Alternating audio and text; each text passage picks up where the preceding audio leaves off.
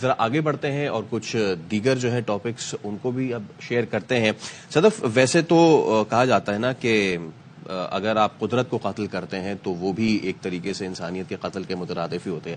جب ایک درخت گرتا ہے تو وہ صرف ایک درخت نہیں گرتا بلکہ وہ آشیانہ گرتا ہے کئی پرندوں کا، اور وہ انسانوں کے لیے ماحول کو صاف کرنے کا ایک ذریعہ گرا دیا جاتا ہے. اور خاص طور پہ جب وہ درخت ہو کئی سال پرانا، 100 سال پرانا. ہم یہاں پہ برگد کے درخت کی بات جی ہاں، اور آپ کو میں بتا دوں یہ جتنے بھی پرانے درخت ہیں یہ معدوم ہوتے جا رہے ہیں، یہ ایکسٹنکٹ ہوتے جا رہے ہیں. اور یہ ظاہر ہے جتنے قدیم ہیں اتنی ہی زیادہ یہ ایک ورثے کی صورت اختیار کر لیتے ہیں، ہیریٹیج کی. آپ دوسرے ملکوں میں جاتے ہیں، ہم پکچرز لیتے ہیں، ایون کہ کسی اور اپنے ملک میں ہی کہیں چلے جائیں تو وہاں پہ جی کوئی بہت ہی قدیم کوئی ہیریٹیج ہوتا ہے، اس کی ڈیٹیل لکھی ہوئی ہوتی ہے، اس کے ساتھ ہم لوگ باقاعدہ پکچر لینا شیئر کرتے ہیں.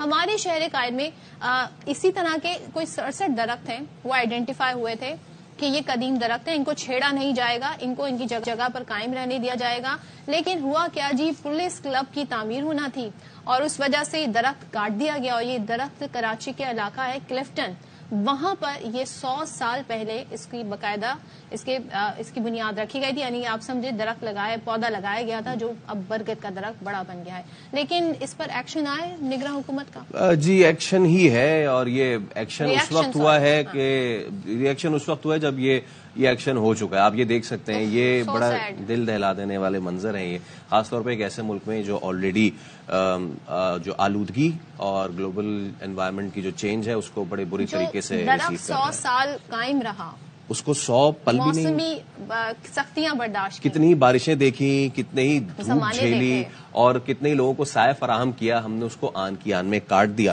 تو ہماری نمائندہ جی عشرت خان ہمارے ساتھ موجود ہیں، ہم ذرا ان بات کر لیتے ہیں. عشرت، باخبر سویرا میں آپ کو ویلکم کرتے ہیں، گڈ مارننگ. کیا معاملہ ہے یہ؟ جب یہ لوگ کاٹنے آئے یہاں پہ اس وقت تو کسی نے نہیں روکا ان کو اور انہوں نے آرام سے کاٹ دیا. اب جب کٹ گیا ہے اور ختم ہو چکا ہے، ٹکڑے ٹکڑے اس کے ہو گئے ہیں، تب جا کے کسی نے جو اس کا نوٹس بھی لیا ہے. بالکل، گڈ مارننگ.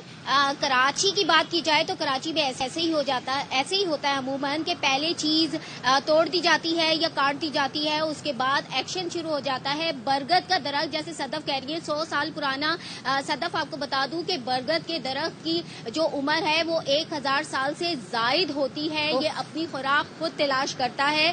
1000 سال سے زائد ہونے کے باوجود ہمارے یہاں برگد کے درخت کی وہ ویلیو نہیں ہے. جبکہ اگر دیکھا جائے تو جو ثقافتی تحفظ ایکٹ 1994 کے تحت اسے ثقافتی ورثہ قرار دیا گیا ہے. اگر ماضی کے کمشنر کراچی 2019 میں افتخار شلوانی تھے، انہوں نے بھی برگد کے درخت کو ثقافتی ورثہ، قومی ورثہ قرار دیا تھا. اس کے باوجود ایک بات کل یہ سب اب یہاں پہ سوال اٹھتا ہے کہ جب اس درخت کو باشمول جو دیگر درخت ہیں انہیں قومی ورثہ قرار دے دیا گیا تھا، ان کے تحفظ کی ذمہ داری کس کی تھی؟ یہ میک شور کرنا کہ بھائی وہاں پہ کوئی سائن بورڈ لگا دیتے، کچھ بھی مینشن کر دیتے کہ جی اس کی تاریخ اتنی پرانی ہے، یہ ورثہ ہے، اس کو آپ نے نہیں گرانا ہے. کس کی ذمہ داری تھی؟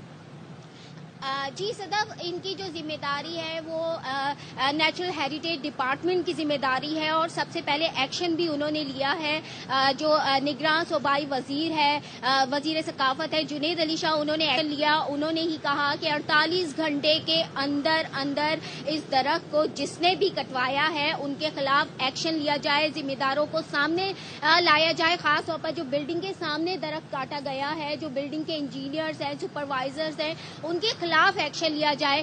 ساتھ ساتھ انہوں نے کلفٹن کراچی SHO کے نام مراسلہ بھی جاری کر دیا گیا ہے، جس میں انہوں نے ثقافتی ورثہ تحفظ ایکٹ 1994 سیکشن 18 کے تحت یہ بولا گیا ہے کہ جو بھی ملزمان ہیں انہیں پکڑا جائے اور ان کے خلاف کارروائی کی جائے اور FIR درج کی جائے. جی ٹھیک ہے، دیٹ از سو سیڈ. مجھے بڑا دکھ ہو رہا ہے. اور ہم درختوں کی بات کرتے ہیں ہمارے شہر قائد میں، جب تپتی دھوپ ہوتی ہے اور جب آپ کھڑے ہوتے ہیں نا بس کے انتظار میں، تو یہ درخت ہی آپ کو سایہ فراہم ویسے بھی کون سے بہت سارے درخت ہیں ہمارے پاس، گنے چنے ہیں اور گنے چنے بے سارے درخت ہیں.